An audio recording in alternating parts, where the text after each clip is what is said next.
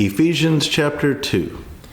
And you he made alive, who were dead in trespasses and sins, in which you once walked,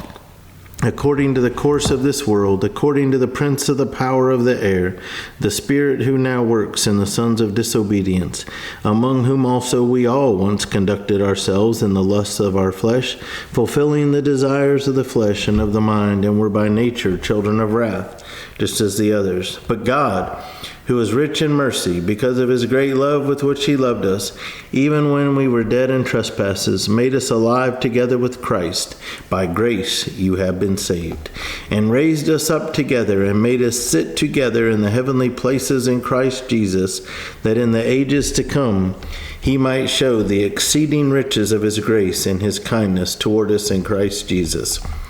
For by grace you have been saved through faith, and that not of yourselves. It is the gift of God, not of works, lest anyone should boast. For we are his workmanship, created in Christ Jesus for good works, which God prepared beforehand that we should walk in them.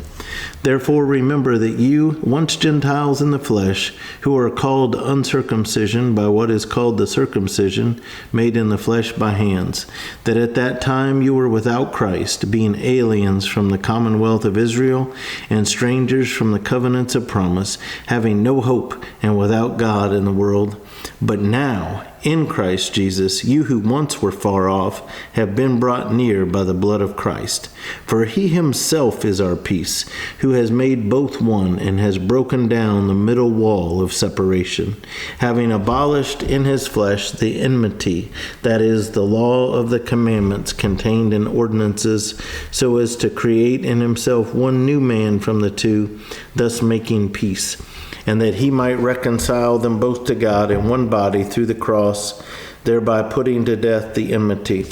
And he came and preached peace to you who were afar off, and to those who were near.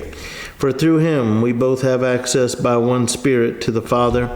Now, therefore, you are no longer strangers and foreigners, but fellow citizens with the saints and members of the household of God, having been built on the foundation of the apostles and prophets, Jesus Christ himself being the chief cornerstone, in whom the whole building, being fitted together, grows into a holy temple in the Lord,